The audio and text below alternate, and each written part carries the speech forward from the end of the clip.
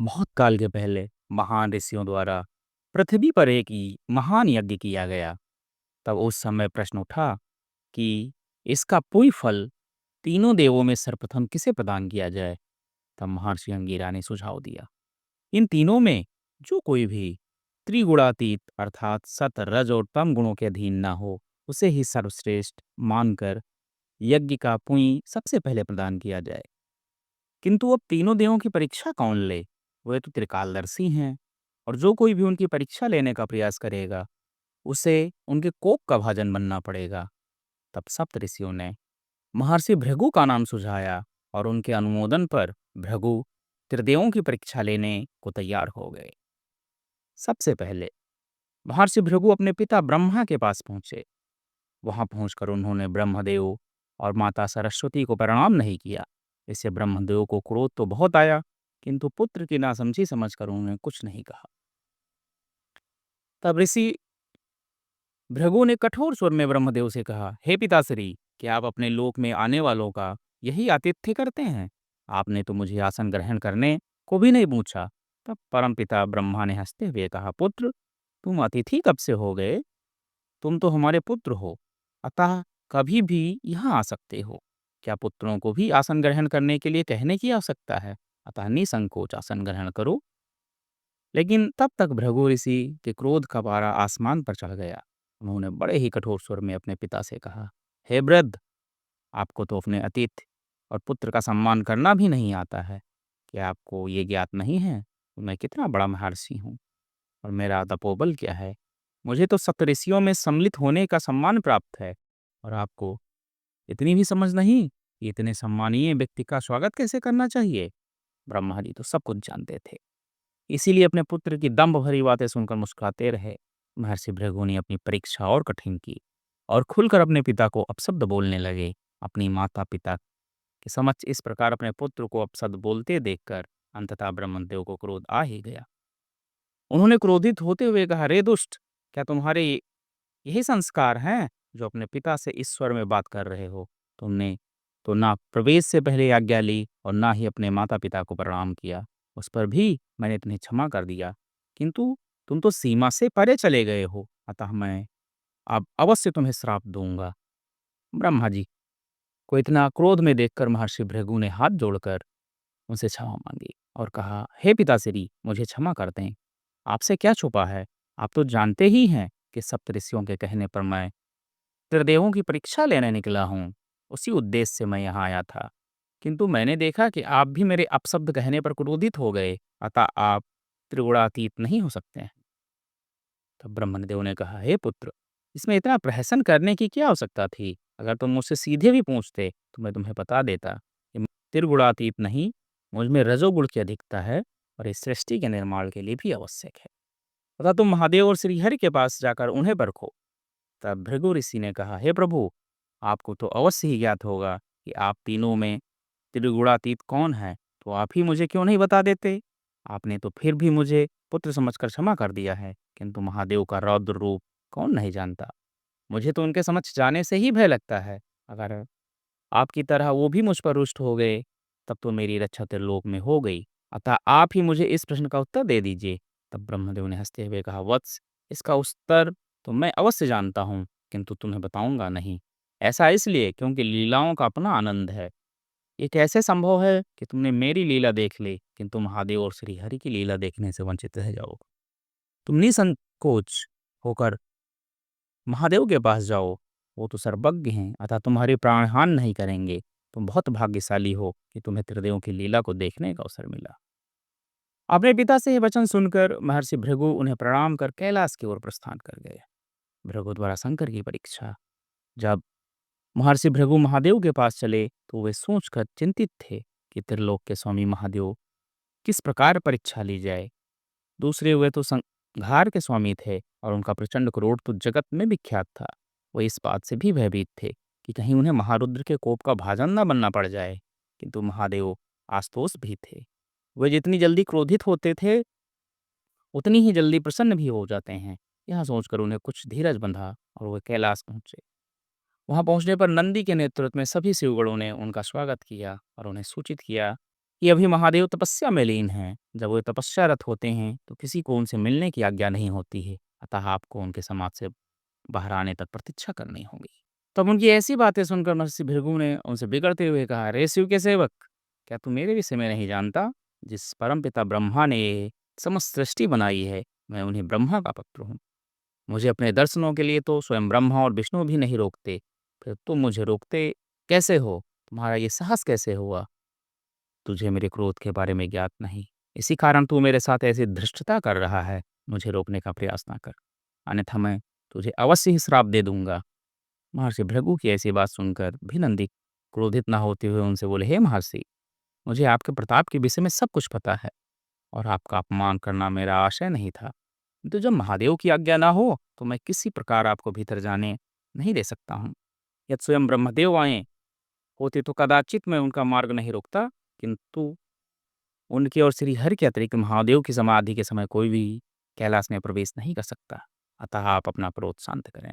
अब महर्षि भृगु अत्यंत क्रोध में भरकर बलात् कैलाश में प्रवेश करने का प्रयत्न करने लगा। उन्हें रोकने के लिए शिवगणों ने अहिंसात्मक रूप से प्रयत्न करने लगे, किंतु इस प्रयास में वहां कोलाहल का वातावरण उपस्थित हो गया। इस कोलाहल को सुनकर भगवती पार्वती अपने अंतःपुर से निकल कर आई, किंतु तब तक उस कोलाहल से महादेव की समाधि भंग हो गई थी। अब आगे क्या होने वाला है, ये देखने के लिए सारे देवता और सप्त ऋषिगण महादेव की लीला को देखने के लिए आकाश में स्थित हो गए। महादेव ने देखा कि भृगु के कारण ही उनकी समाधि भंग हुई है, किंतु भृगु ब्रह्मा के पुत्र थे। इसी कारण उन्होंने अपने क्रोध पर नियंत्रण रखना उचित समझा। उधर शिवगण भृगु को कैलाश में प्रवेश करने से रोक रहे थे, तभी महादेव ने उन्हें रोका और भृगु को अपने पास बुलाया और प्रसन्नतापूर्वक उन्हें आलिंगन करने को अपने स्थान से उठे। अब महर्षि भृगु को सही मौका मिला और उन्होंने उनके आलिंगन को अस्वीकार करते हुए, हे महादेव, आप अनार्यों की भांति भूत प्रेतों से घिरे रहते हैं और अपने शरीर पर चिता की भस्म लगाए रहते हैं। मैं तो पवित्र ब्राह्मण हूँ, अतः मैं आपसे आलिंगन कैसे कर सकता हूँ? महादेव अपनी समाधि टूटने से वैसे ही दुखी थे और अब भृगु द्वारा इस प्रकार अपमान करने पर उन्हें बड़ा क्रोध आया। उन्होंने अपना त्रिशूल उठाया और भृगु की ओर बढ़े। जब भृगु ने सोचा कि अब तो प्राण गए, किंतु महादेव से उन्हें त्रिलोक में कौन बचा सकता है, तभी उनकी दृष्टि माता पार्वती पर पड़ी। उन्होंने तुरंत माता के चरण पकड़ लिए और उनसे अपनी रक्षा करने की गुहार लगाई। जब माता पार्वती आगे आई और महादेव से प्रार्थना की, भृगु तो उनके पुत्र की भांति है, अतः उन्हें प्राणदान दे। उनके ऐसा कहने पर महादेव का क्रोध थोड़ा शांत हुआ। उन्हें शांत देखकर भृगु ने उनके चरण पकड़ते हुए परीक्षा के बारे में बताया। यह सुनकर महादेव हंसते हुए बोले, महर्षि, आप तो स्वयं ज्ञानी हैं, फिर आपने ऐसा कैसे सोचा कि सृष्टि के संहार का जो भार मुझ पर है वो बिना तमोगुण के पूर्ण हो सकता है? उनमें तमोगुण की अधिकता है, उनके संहार के लिए ये आवश्यक है। इसके अतिरिक्त यज्ञ के जिस पुण्य के लिए आप ये परीक्षा ले रहे हैं, उसे तो मैंने दक्ष के यज्ञ में ही त्याग दिया था। तब भृगु भगवान शिव की स्तुति करते हुए बोले, हे महादेव, मुझे ये ज्ञात है आप तो समस्त यज्ञ और पुण्य से परे हैं, किंतु फिर भी इसी बहाने मुझे आपकी इस लीला में भाग लेने का अवसर मिला। इससे मैं कृतार्थ हो गया। अब मेरे लिए क्या आज्ञा है? अब केवल नारायण ही बचे हैं, किंतु सृष्टि के पालनहार की परीक्षा लेने में मुझे संकोच हो रहा है। तब महादेव ने कहा, महर्षि, ये तो कार्य आपने किया है और नारायण की परीक्षा के बिना अधूरा है। उनकी परीक्षा लेने के बाद ही आपको ज्ञात होगा कि त्रिगुणातीत कौन है। अतः आप निसंदेह वैकुंठ को प्रस्थान करें। महादेव की ऐसी आज्ञा सुनकर भृगु ने प्रणाम कर क्षीर सागर की ओर बढ़े। जब महर्षि भृगु वहां पहुंचे तो नारायण के पार्षद जय विजय ने उन्हें रोका। तब महर्षि भृगु ने उन्हें अपने यहाँ आने का कारण बताया। कोई भगवान नारायण की भी परीक्षा ले सकता है? ये सोचकर जय विजय को बड़ा कौतूहल हुआ और उन्होंने भृगु को प्रवेश की आज्ञा दे दी। जब भृगु ऋषि अंदर गए तो वहां का अलौकिक दृश्य देखकर एक क्षण को मंत्रमुग्ध हो गए। अनंत तक फैले क्षीर सागर में स्वयं देवानंद शेषनाग की सैया पर नारायण विश्राम कर रहे थे। त्रिलोक में जिनके रूप का कोई जोड़ नहीं था, वो देवी लक्ष्मी, जो स्वयं महर्षि भृगु और दक्ष पुत्री खयाति की पुत्री थी, नारायण की पैरों की सेवा कर रही। अपनी पुत्री और जमाता का ऐसा अलौकिक रूप देखकर महर्षि भृगु एक क्षण के लिए खो गए। जब उनकी चेतना लौटी तब उन्होंने सोचा कि श्री हरि तो इस जगत के स्वामी ही हैं, किंतु उसके साथ-साथ वे उनके जमाता भी लगते हैं। फिर किस प्रकार वे उनकी परीक्षा लें? जमाता को तो लोग अपने शीश पर बिठाते हैं और इसी कारण वे किस प्रकार श्रीहरि को कटु शब्द बोलेंगे। उनकी समझ में कुछ नहीं आया कि वे किस प्रकार भगवान विष्णु की परीक्षा लें। वे उसी प्रकार द्वार पर खड़े रह गए। उसी समय अचानक माता लक्ष्मी की दृष्टि द्वार पर खड़े अपने पिता पर पड़ी। उन्होंने उन्हें प्रणाम किया और श्रीहरि के समक्ष बुलाया। महर्षि भृगु अब नारायण की शेष शैया तक पहुंचे और देवी लक्ष्मी से कहा कि वे अपने पति को सूचित करें कि उनके पिता वहां उपस्थित हैं। यह सुनकर देवी लक्ष्मी ने कहा कि अभी उनके स्वामी योग निद्रा में हैं, अतः उन्हें जगाया नहीं जा सकता। उन्हें उनके जागने की प्रतीक्षा करनी होगी। अब यहाँ प्रभु की माया आरंभ हुई। अभी तक भृगु देवों की परीक्षा ले रहे थे, अब उनकी परीक्षा आरंभ हुई। उन्हें ये पता भी नहीं चला कि प्रभु ने उनकी परीक्षा आरंभ कर दी। उसी माया के कारण अकस्मात उन्हें माता लक्ष्मी अपनी एक साधारण पुत्री प्रतीत होने लगी। उस कारण देवी लक्ष्मी के ऐसा करने से उनमें क्रोध का भाव उत्पन्न हो गया। त्रिगुणातीत की खोज करते करते ब्रह्मर्षि भृगु ये भूल गए कि स्वयं त्रिगुणातीत नहीं है। प्रभु की माया से वशीभूत होकर भृगु ने क्रोधपूर्वक देवी लक्ष्मी से कहा, पुत्री, तुम्हें तो अपने पिता से वार्तालाप करने का शिष्टाचार भी नहीं आता। क्या तुम्हें ये ज्ञात नहीं कि पिता की आज्ञा अन्य सभी की आज्ञा से ऊपर होती है?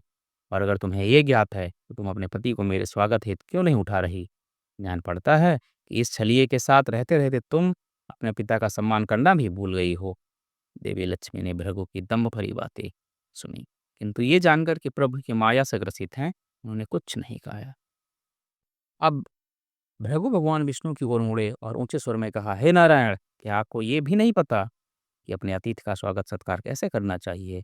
मैंने ब्रह्मपुत्र भृगु, जो महान सप्तऋषियों में से एक हैं, स्वयं आपके सामने खड़ा हैं, किंतु आप समाधि का ढोंग कर रहे हैं, मेरा अपमान कर रहे हैं। ये ना भूलिए कि मैं आपका ससुर भी हूँ और उस नाते आपको मेरे सम्मान हेतु अपने आसन से उठना चाहिए।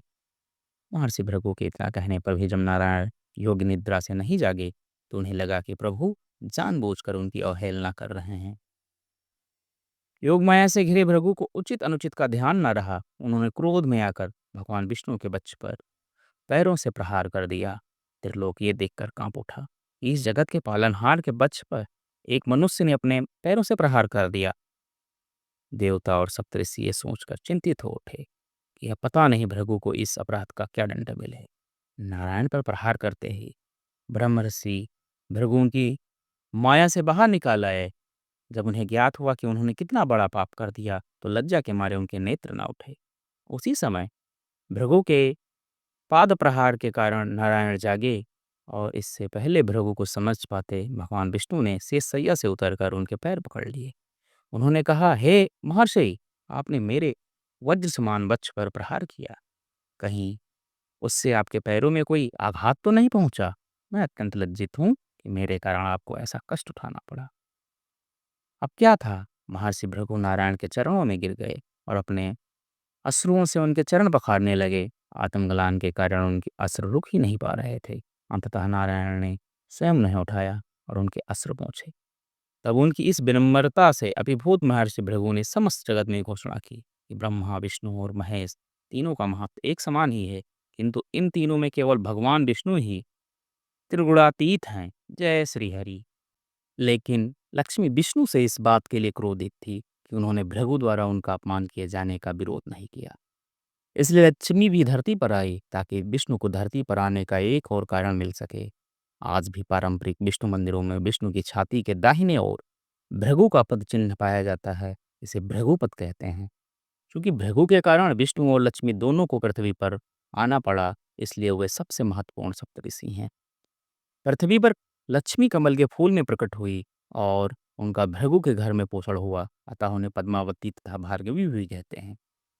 उनसे विवाह करने के लिए विष्णु को कुबेर से बहुत बड़ा ऋण लेना पड़ा था। मान्यता है कि यह ऋण चुकाने तक विष्णु पृथ्वी पर ही फंसे रहेंगे। इसलिए आज भी तिरुपति बालाजी मंदिर में श्रद्धालु विष्णु का ऋण चुकाने के लिए उन्हें धन देते हैं। लेकिन अपने श्रद्धालुओं से धन लेकर विष्णु उनके ऋणी बन जाते हैं और इसलिए उन्हें उनकी इच्छाएं पूरी करनी पड़ती हैं। दोस्तों, कैसी लगी ये कहानी? अगर कहानी पसंद आई हो तो हमारे चैनल को लाइक, सब्सक्राइब और शेयर करें और अपने विचारों को कमेंट बॉक्स में ज़रूर बताएं। और दोस्तों, हमारे चैनल में बहुत सारी पौराणिक कहानियाँ अपलोड हैं। कृपया करके उनके जाके देखें और अपना ज्ञानवर्धन करें।